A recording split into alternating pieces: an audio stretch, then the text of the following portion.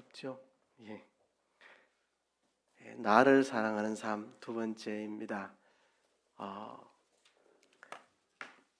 베드로 사도는 우리들을 가리켜서 택하신 족속이다, 왕같은 제사장들이다, 거룩한 나라다, 그의 소유된 백성이다, 이런 표현을 썼습니다. 그렇습니다. 우리 모든 그리스도인들은 하나님의 택함 받은 족속들입니다. 구약에는 육체의 이스라엘 백성들이 택하신 백성들인데요, 신약에 와서는 이제 그 장벽이 허물어졌습니다. 누구든지 예수님을 구주로 믿으면 바로 그 사람이 하나님의 택하신 족속이고 왕과 같은 제사장들입니다. 제사장들은 하나님과 사람 사이를 다리 놓는 사람이죠. 죄인이 하나님께 나아갈 때 제사장의 중재를 통해 하나님께 나아갑니다. 우리가 왕과 같은 제사장이 되어서 세상의 많은 사람들을 하나님께로 인도하는 왕 같은 제사장들이고, 하나님의 거룩한 나라이고 하나님께서 소유하신 하나님의 친백성들이 된 사람들입니다. 우리를 이렇게 세우신 이유는 우리를 어두운 데서 불러내신 그 하나님의 빛에 들어가게 하신 그것을 세상에게 널리 전하게 하기 위해서 하나님 우리를 택하신 족속, 왕같은 제사장, 거룩한 나라, 소유된 백성으로 만들어서 우리를 통해서 우리를 구원하신 하나님의 그 영광을, 그 빛을 세상에 전하게 하시려고 하나님 우리를 그렇게 세워주셨습니다. 우리는 이렇게 특별한 신분을 가진 사람들입니다. 오전에 우리의 신분에 대한 인식 5가지를 이야기했습니다. 나는 하나님의 자녀다.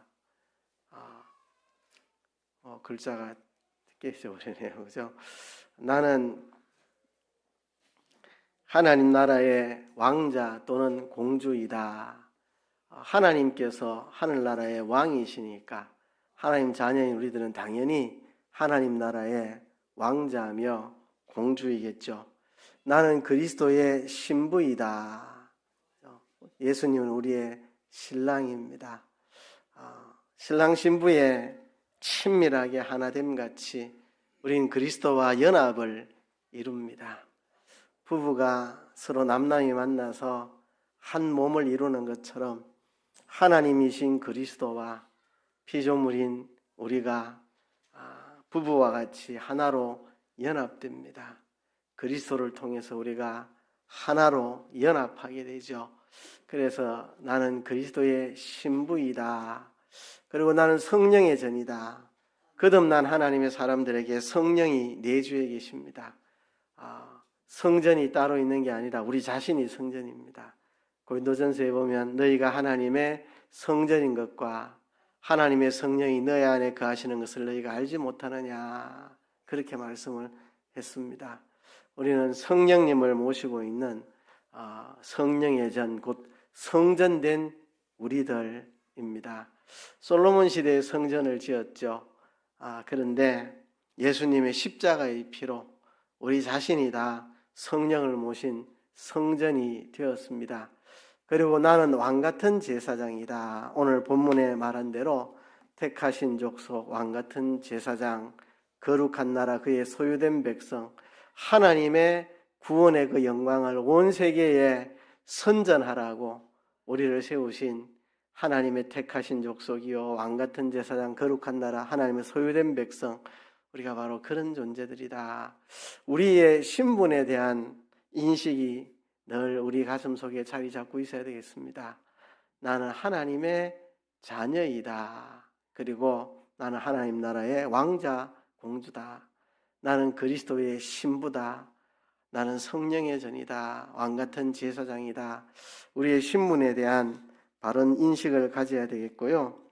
우리의 가치에 대한 새로운 인식이 우리 안에 있어야 되겠습니다. 나는 하나님 때문에 존귀한 사람입니다. 사실 나는 아무것도 아닌 사람입니다.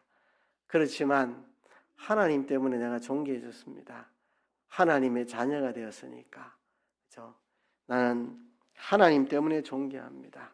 하나님이 나를 하나님 형상대로 지었으니까, 예수님이 십자가의 피로 나를 구속하셨으니까, 내가 하나님의 자녀가 되고 성령의 전이 되었으니까 하나님 때문에 내가 존귀한 사람이다. 자신의 가치에 대한 새로운 인식을 가져야 합니다. 내 자신만으로서는 아무것도 아니지만 하나님 때문에 나는 존귀해졌고, 또 하나님을 존귀 여길 때 나는 존귀한 사람이 됩니다. 사무엘상 2장 30절에 보면 나를 존중히 여기는 자를 내가 존중히 여기고 나를 멸시하는 자를 내가 경멸히 여기리라 말씀했습니다. 이것은 사무엘상 전체를 타고 흐르는 메시지입니다. 하나님을 존중히 여기는 한나를 높이시고, 하나님을 멸시하는 버린나를 낮추시고, 하나님을 높이는 사무엘을 존귀하게 만드시고, 하나님을 업신여긴 엘리 집안을 낮추시고, 하나님을 존귀 여기는 다윗을 하나님은 존귀 여기주시고, 하나님을 멸시하는 사울의 집안을 몰락시키고, 사무엘상 전체가 하나님을 존귀 여기는 자를 하나님은 존귀 여기고 하나님을 멸시하는 자를 하나님은 경멸히 여기신다고 말씀했는데, 이건 사무엘상뿐만 아니라 성경 전체에 타고 흐르는 맥입니다. 하나님을 존귀 여길 때 하나님이 나를 존귀 여기신다는 사실입니다. 부부간에도 제가 그런 말을 자주 하는데요. 아내가 남편을 왕처럼 모시면 자동으로 자기는 왕비가 됩니다. 아내를 거지같이, 남편을 거지같이 취급하면 자기 거지 마누라 되는 거고, 남편을 임금처럼 잘 받들면 자기는 왕비가 되는 겁니다. 남편도 마찬가지고, 자기 아내를 왕비처럼 대하면 자기는 왕이 되는 거고, 아내를 거지처럼 취급하면 자기는 거지 남편 되는 거고요. 그것처럼 우리가 하나님을 존귀 여길 때 내가 존귀해지는 사람이라는 것입니다. 여기에 나의 가치가 있습니다. 하나님을 존귀 여겨 드릴 때 함께 내가 존귀한 자가 된다는 것입니다. 또 우리는 하나님의 뜻대로 남을 섬길 때 나는 존귀해집니다. 하나님의 뜻은 우리가 남을 섬기는 삶을 사는 것입니다. 하나님 우리를 택하신 족속, 왕같은 제사장, 거룩한 나라, 하나님의 소유된 백성으로 삼으신 이유가 뭐냐? 그것은 우리를 어둠에서 빛으로 옮겨주신 그 하나님의 아름다운 덕을 선전하기 위해서다. 그러니까 다른 사람을 섬기기 위해서 우리를 존귀한 자 만들어 주셨습니다. 아브라함에게 내가 너에게 복을 주고 너를 통해서 세계 모든 민족이 복을 받게 하겠다.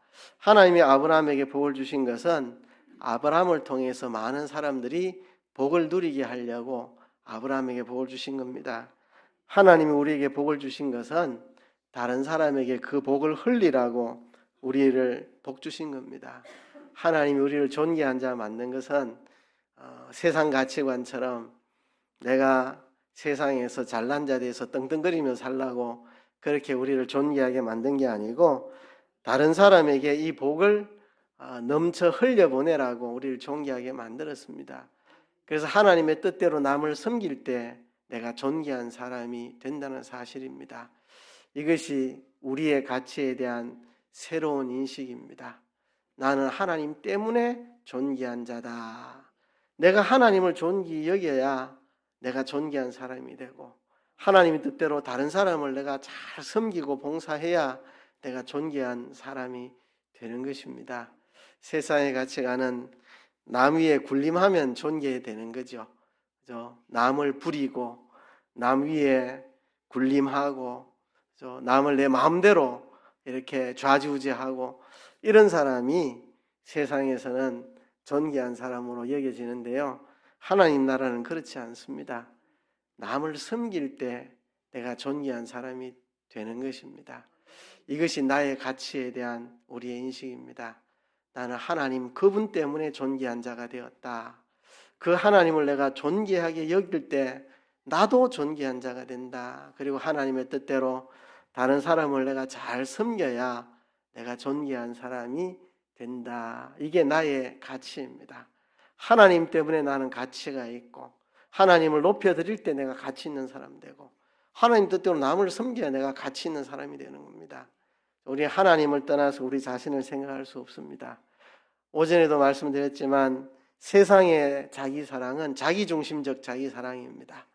내가 이만큼 잘났고, 내가 이만큼 똑똑하고, 내가 이만큼 실력이 있고, 그래서 나는 소중한 존재라고 생각하는 그게 자기중심적 자기 사랑이죠. 우리는 하나님 중심적인 자기 사랑입니다. 하나님 때문에 내가 존귀하고, 하나님을 존귀 여김으로 내가 존귀해지고, 하나님 뜻대로 남을 섬겨서 나는 존귀한 사람이 되는 것, 이것이 나의 진정한 가치라는 것을 우리는 인식해야 합니다. 그리고 우리의 가치에 대해서 항상 균형 잡힌 인식을 가져야 합니다. 제가 예수 믿고 초신자 때부터 이런 구절들이 제 자신의 균형을 잡아주더라고요. 제가 치우치지 않도록 내 가치에 대한 균형된 인식을 잡아준 성경 구절, 구약에서 한 구절, 신약에서 한 구절 뽑아왔는데요. 구약에서는 이 말씀이 내 자신의 가치를 균형 잡아주더라고요. 제가 이 성경 구절은 여러 번 설교를 했습니다.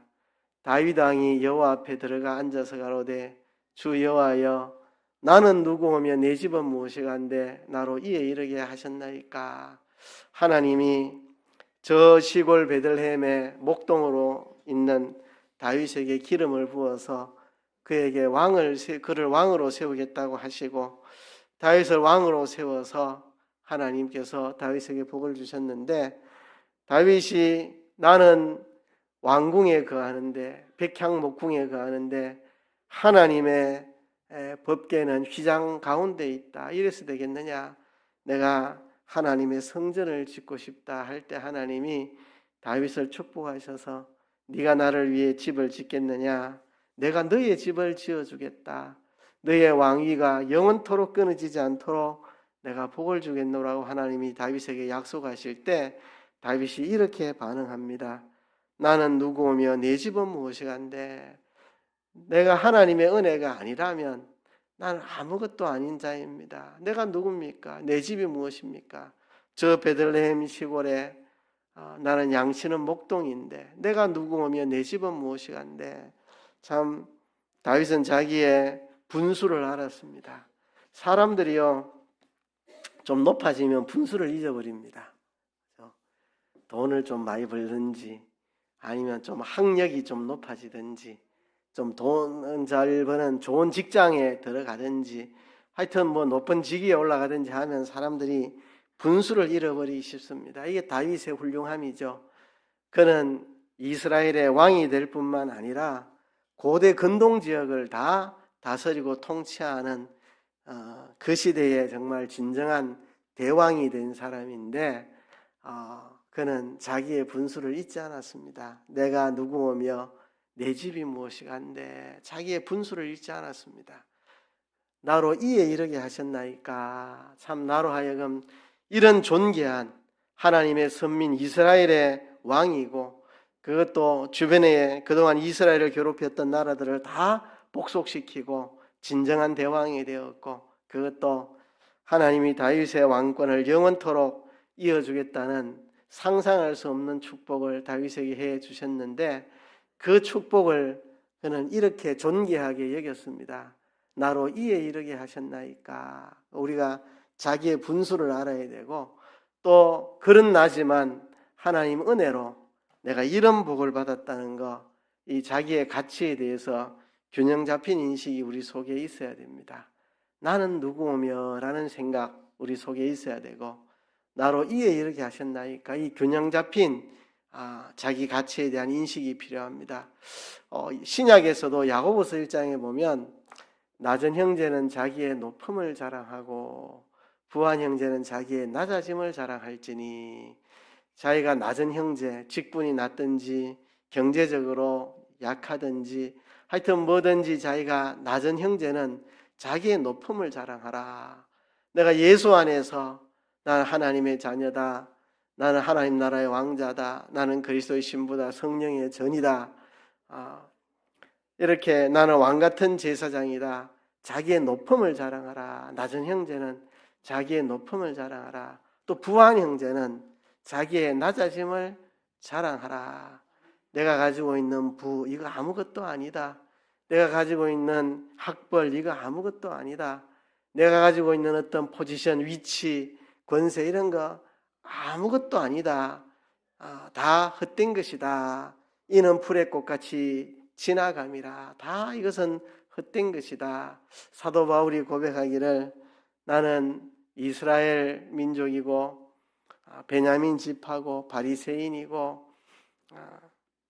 난지 8일 만에 할례를 받은 자고 가말리엘 문화에서 특별히 율법 교육을 받은 자고 로마의 시민권을 가졌고 옛날에는 이것이 내 자랑이었는데 이제 내가 예수님을 믿고 예수님 안에서 값없이 의롭다함을 받고 보니 이거는 다 아무것도 아니다. 배설물같이 여긴다.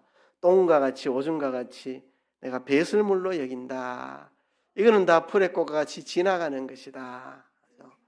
바울은 자기가 자랑할 만한 것들이 많았죠. 그렇지만 다 배설물로 여긴다. 이것은 내 주 그리스도를 아는 지식이 가장 고상하기 때문이다.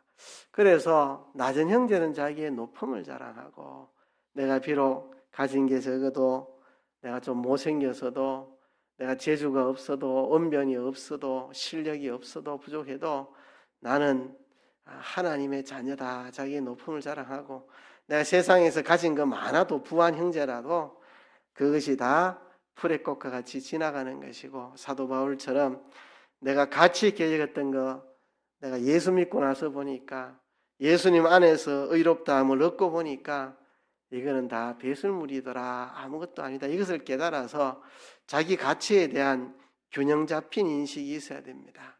내가 비록 부족할지라도 나는 하나님의 자녀로 높은 자고 내가 비록 세상에서 가진 게 많고 잘난 자라도 사실 그것은 아무것도 아닌 것이다 하는 이 자기의 가치에 대한 균형된 인식을 우리는 언제나 가지고 있어야 한다는 것입니다.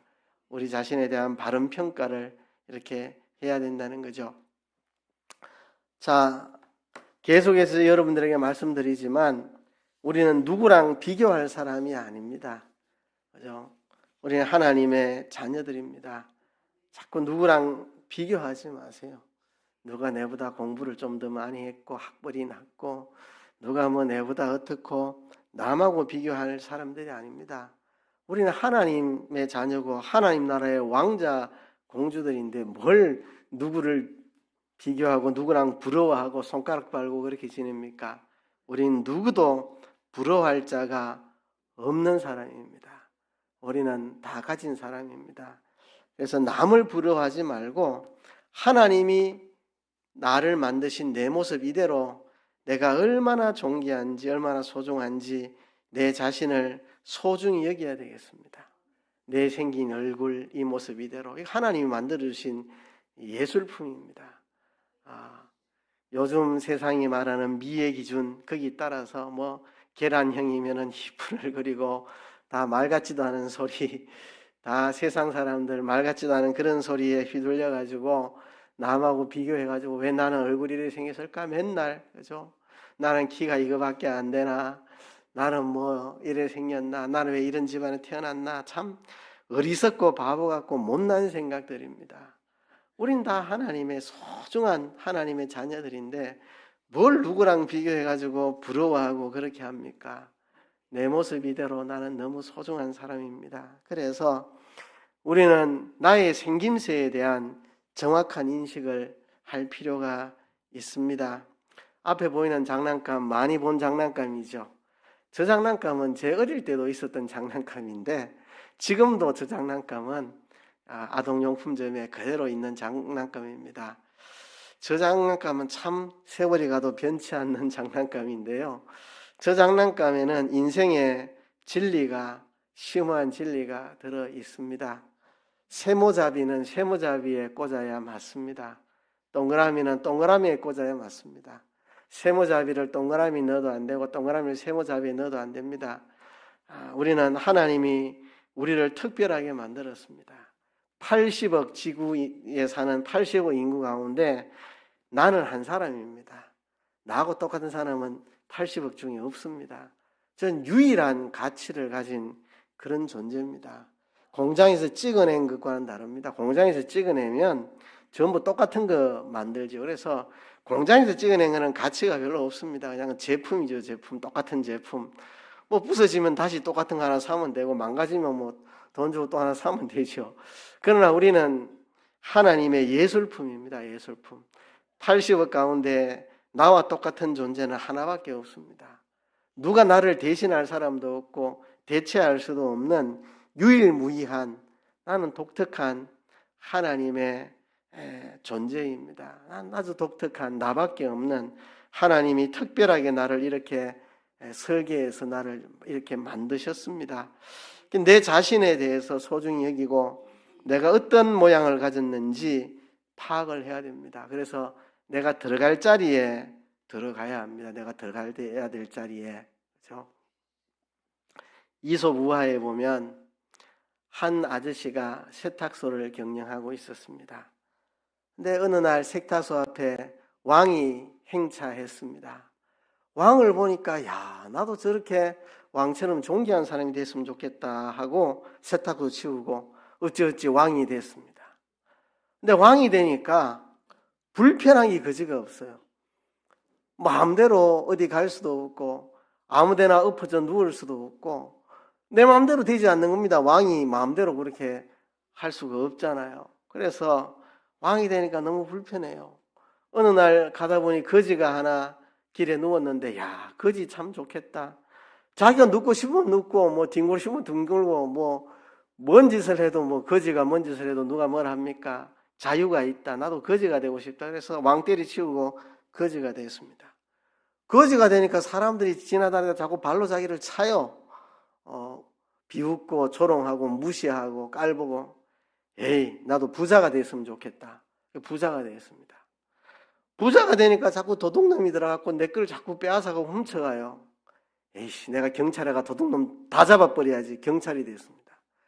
경찰이 됐더니 늘 위험해요. 누군가 범죄자들이 자기를 죽이려고 그러고 불안해가 살 수가 없어요. 그래서 다시 세탁소 돌아와가지고 다림질하고 역시 세탁소 경영하는 게 최고다. 그렇죠? 무슨 이야기 하는 겁니까? 세탁소 하는 게 제일 그 사람에게 맞는 거면 그 사람은 세탁소 하는 게 맞습니다. 왜 자기하고 맞지도 않는 왕을 하겠다고 거지 하겠다고 부자 되겠다고 경찰 되겠다고 그 사람은 세탁소 할 사람은 세탁소를 해야 됩니다. 그렇죠?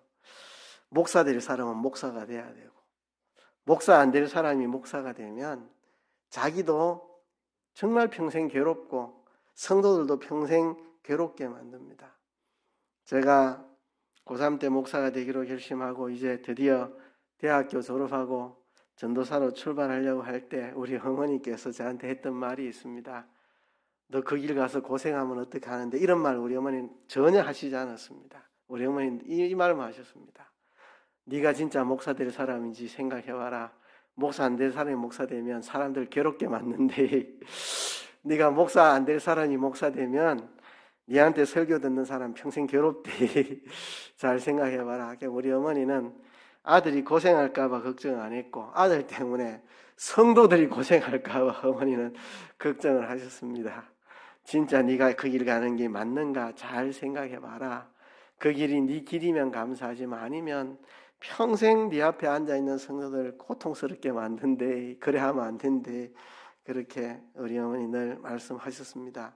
목사 될 사람이 목사가 돼야 되고, 그죠? 장로 될 사람 장로가 돼야 되고, 장로 안 될 사람이 장로 되면 그것도 자기도 힘들고 남들도 힘들고, 권사도 마찬가지고 집사도 마찬가지고, 다 권사 될 사람이 권사 되고 집사 될 사람이 집사 돼야 자기도 편하고 남도 복되게 만드는 사람이 됩니다. 그래서 자기 자리를 찾아가야 됩니다. 저도 두 아이를 낳아서 기르다 보니까 이 아이들이 중학생쯤 되니까 조금 마음에 애타하더라고요. 아빠, 나는 커서 뭐가 될지 잘 모르겠어요. 꿈이 뭔지 잘 모르겠어요 하면서 아이들이 좀 마음에 힘들어하기도 하더라고요. 괜찮다. 아직까지 중학생이면 네 꼴이 아직 형성이 안 됐다. 그래서 네 갈 길을 아직 잘 모르는 게 당연하다. 제가 사람을 연구하고 지도하고 이렇게 해보니까 초등학생 때는 얘가 뭐가 될지 정확하게 알기가 어려워요. 제가 사람의 행동 유형 검사하는 자격증을 가지고 있는데요. 초등학생들은 행동 유형 검사하면 잘 안 나옵니다. 아직까지 행동 유형이 잘 형성이 안 돼 있어요. 최소한 중학생은 돼야 조금 그게 검사하면 나오고 고등학교 이상 돼야 이제 행동 유형이 좀 굳어진다고요. 그러니까 중학생쯤 되면 아직까지 내가 뭐가 해야 될지 잘 모르는 게 사실 정상이에요. 적어도 고등학생 이상 돼야 내가 어떤 모양을 가지고 있다, 내가 어떤 길을 가야 되겠다, 이게 조금씩 드러나요. 우리 아이들도 중학생 때까지는 잘 모르겠더라고요. 고등학생쯤 되니까 이제 좀 드러나고, 작은 아이하고 큰 아이하고는 완전히 달라요. 한 집에서 태어나서 자랐지만 잘하는 영역이 다르고 성향이 다르고 다 자기 갈 길이 달라요.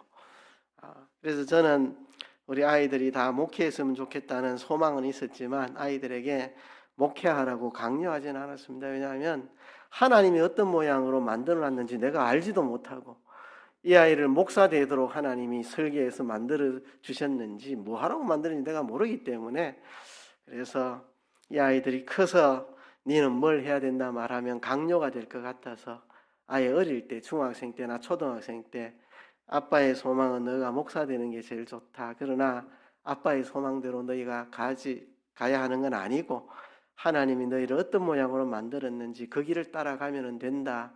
너희가 나이 들어서 말하면 강요 같아서 어릴 때 미리 아빠 생각을 말해둔다. 이렇게 아주 어릴 때 그런 이야기 해주고 그 뒤로는 이야기를 거의 하지 않았습니다. 근데 아이를 보니까 적은 아이는 지금 특전사 하사관으로 가 있습니다. 그게 자기 길인가 봐요. 그게 자기 길인가 봐요. 부산에서 여기까지 70km를 뛰어가지고 달려오고, 그래도 와가지고 숨소리도 안 나고 편안하게 앉아있고 쓰러지도 않는 녀석, 자전거 타고 전국 일주도 하고 하더니 얘는 하나님이 특전사 만들려고 이 길을 가게 하셨구나. 또 큰아이는 지금 전도사가 돼서 부산 남정교회에서 목회 사역하고 있습니다. 하나님, 얘는 이런 길로 가게 하시려고 하셨구나 생각이 됩니다. 얘는 초등학생 때부터 아무도 없는 빈 예배당에서 지 혼자 기도하기도 하고 막 하나님 앞에 부르짖 기도하고, 그래서 이 아이는 이런 길로 가는 게 하나님의 길이고 하나님 이렇게 양육을 하셨구나 생각이 됩니다. 그래서 우리가 자기의 모습을 잘 알고 자기의 길을 잘 찾아가는 거 우리에게 필요합니다. 자기 모양을 잘 알아서 가야 됩니다. 신학대학원에 들어가면요, 계속해서 신학교에서 말합니다. 이 길이 당신의 길이 아니면 지금이라도 떠나세요. 옛날에 박윤선 목사님은 합동신학대학원을 설립한 분이고, 그분이 오랫동안 돌아가실 때까지 총장으로 계셨는데 그분이 늘 그렇게 말했대요. 졸업식까지라도, 졸업식 날에도 이 길이 당신의 길이 아니면 지금이라도 목회사역 그만두고 다른 길로 가시오. 이 길이 자기의 길이 아니라고 생각되면 절대 이 길 가지 마시오. 그럼 당신도 망가지고 당신 주변도 망가뜨립니다. 소명이 아니면 지옥을 피하듯이 목사 되는 길을 피하라. 스펄전 목사님의 말입니다. 소명이 아니면 지옥을 피하듯이 목사 되는 길을 피하라. 그러니까 자기 길을 찾아야 돼요. 자기 길을. 내가 가야 될 길이 어느 길인지를 찾아야 되는데요. 이제 영어를 써서 죄송합니다. 뭐 어쩔 수가 없습니다. 제가 만든 게 아니라서. 영어로 모양이라는 말을 영어로 shape이라고 하죠. shape. 그 첫 글자를 따서 우리의 모양을 이렇게 합니다. 첫째는 spiritual gift, 은사, 하나님의 은사.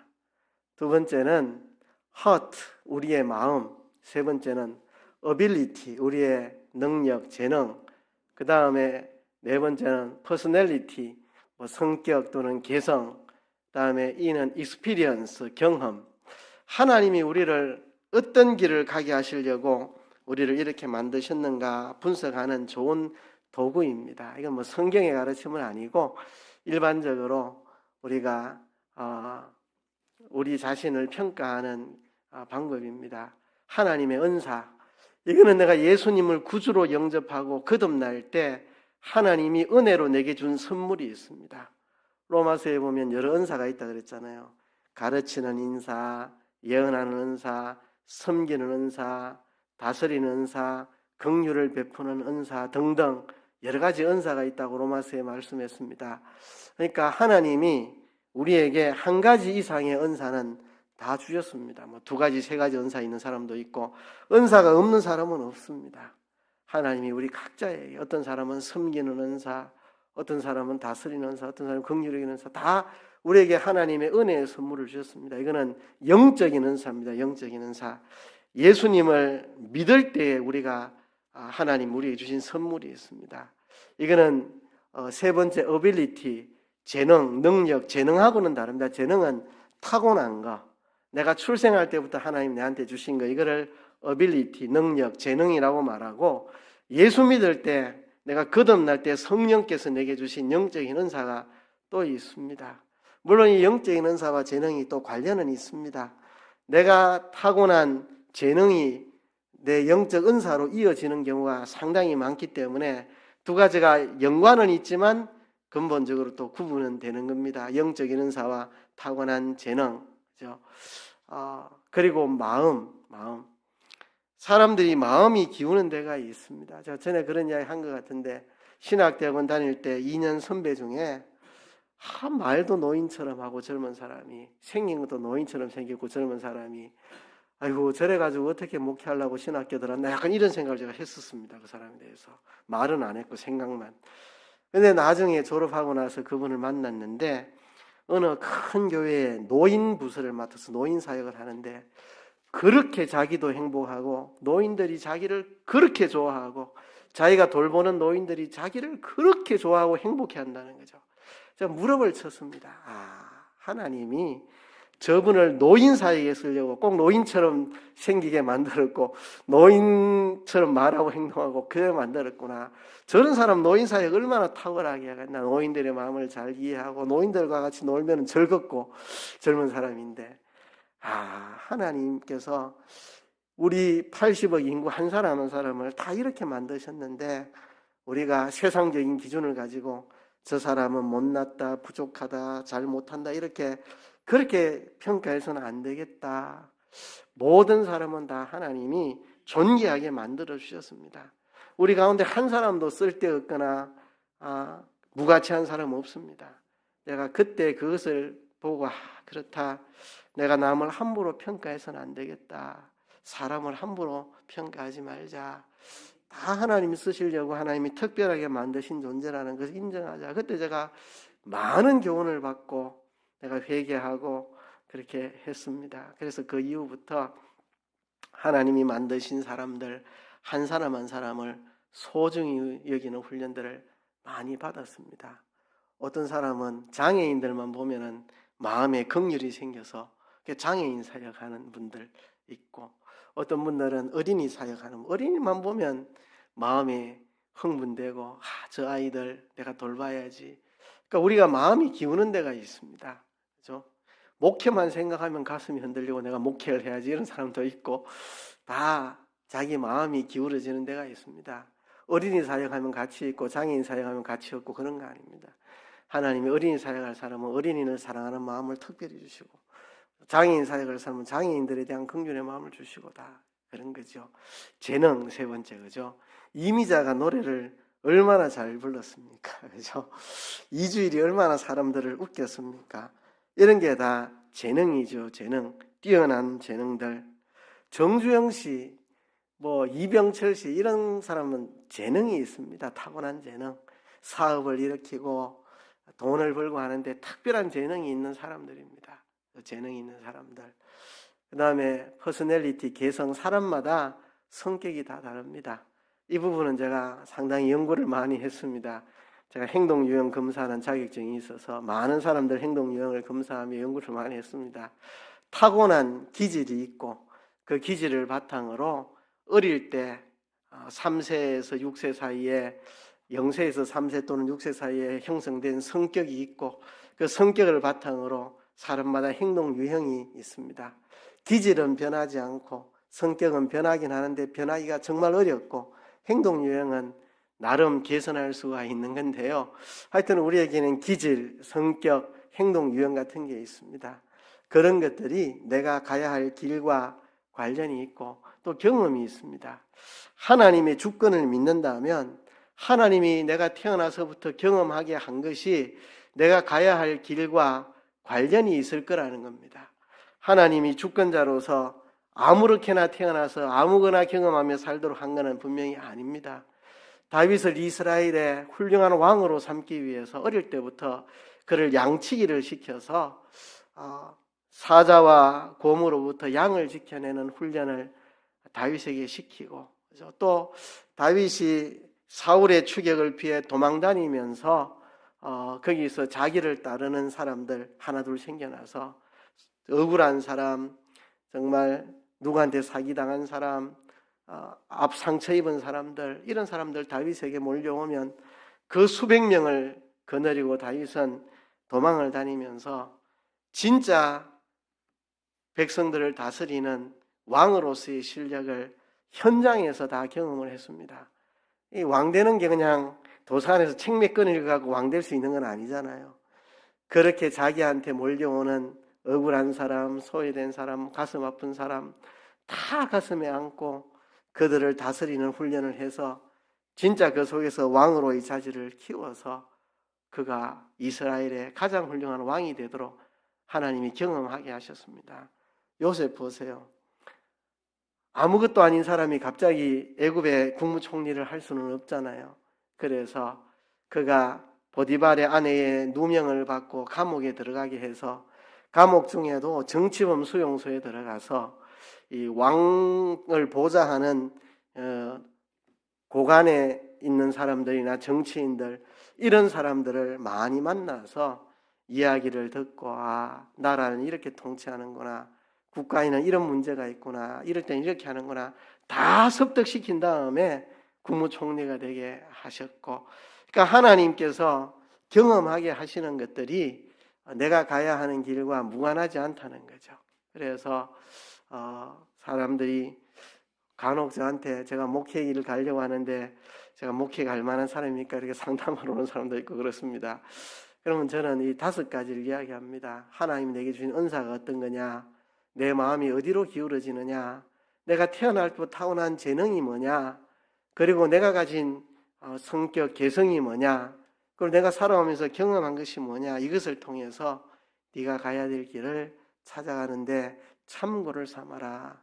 절대적인 건 아니지만 참고로 삼아라. 그렇게 이야기하곤 했습니다. 어느 교단에 1호 장학생이 있었는데요. 그 교단에서 이분을 해외 신학교에 유학을 보냈습니다. 돈을 많이 투자해가지고.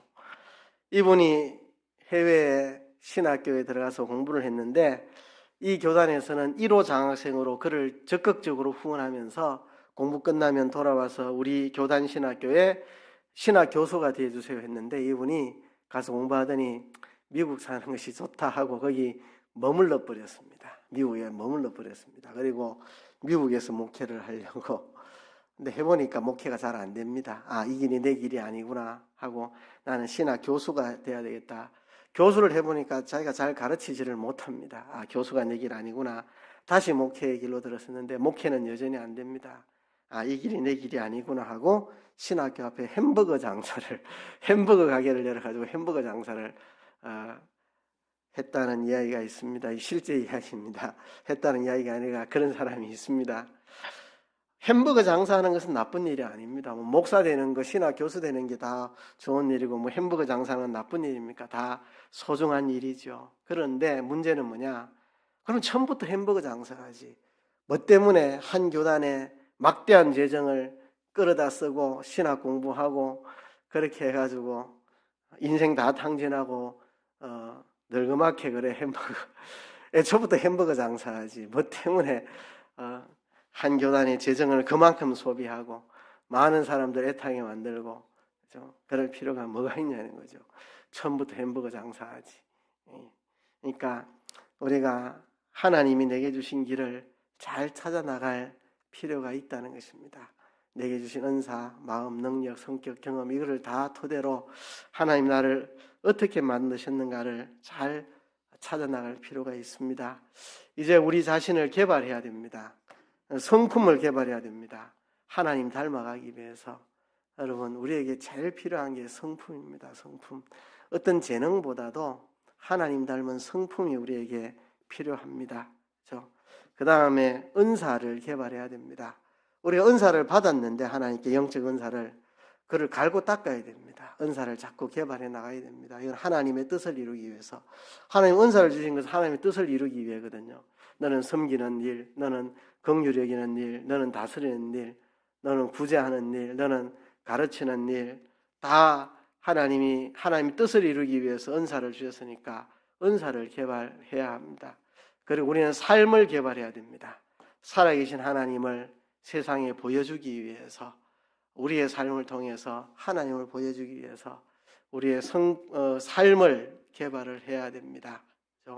성품, 이거는 영어로 하면 being입니다. being. 내가 어떤 존재가 되느냐, 하나님을 닮아가기 위해서.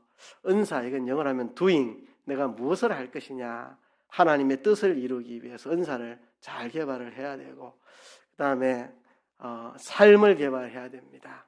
이건 living, 내가 어떻게 살아갈 것인가, 하나님의 살아계심을 보여주기 위해서 자기 자신을 개발해야 됩니다. 나는 하나님의 자녀다, 나는 그리스도의 신부다, 하나님 나라의 왕자다, 이것만 생각하면 안 되고 이제 거기에서 한 걸음 더 나아가서 자기 개발을 해야 됩니다. 성품과 은사와 삶을 잘 개발을 해 나가야 합니다. 그게 하나님이 내게 주신 사명을 잘 감당하는 거죠. 성품을 개발해야 됩니다. 목사에게도 장로에게도 집사에게도 성품이 바로 되는 게 제일 중요합니다. 그 다음에 은사를 개발해야 됩니다. 하나님 주신 은사를. 그리고 마지막에 삶을 개발해서 하나님을 세상에 보여주는 겁니다. 우리는 세상의 빛으로, 소금으로, 세상의 향기로 부르심을 받은 자들입니다. 세상의 빛, 우리가 아니면 세상은 어둡습니다. 우리가 세상을 밝혀야 됩니다. 우리가 아니면 세상은 맛을 잃어버립니다. 우리가 세상에 맛을 내는 소금으로, 우리가 아니면 세상은 썩은 내로 가득 찹니다. 우리가 세상의 향기로 부르심을 받았습니다. 성경이 그래 말했습니다. 너희는 세상의 빛이다, 소금이다. 너희는 그리스도의 향기다, 그래 말했습니다. 이 세 가지는 다 침투성이 있습니다. 빛이 세상을 향하여 침투하고, 소금이 음식으로 침투해 들어가고, 향기가 사방 공기로 침투해 들어가죠. 우리가 고립되면 안 되고 세상을 향하여 우리는 침투해 들어가야 됩니다.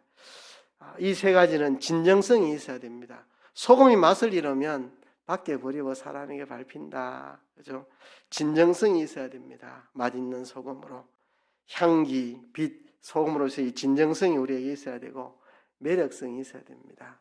빛이 얼마나 매력이 있습니까? 빛이 얼마나 아름답습니까? 사람들은 빛으로 모입니다. 소금이 얼마나 매력이 있습니까? 소금 없으면 음식이 맛이 없습니다. 소금이 들어가야 음식에 맛이 납니다. 향기가 얼마나 사람들 기분을 상쾌하게 합니까? 다 매력이 있습니다. 빛과 소금과 향기, 침투성이 있고 진정성이 있고 매력성이 있는 겁니다. 우리가 하나님의 사람으로서 자기를 잘 개발해서 성품과 은사와 삶을 잘 개발해서 우리가 세상의 빛으로, 소금으로, 향기로 세상에서 하나님을 보여주는 그런 삶을 살아야 할 것입니다. 말씀을 생각하시면서 한번 통성으로 기도하겠습니다.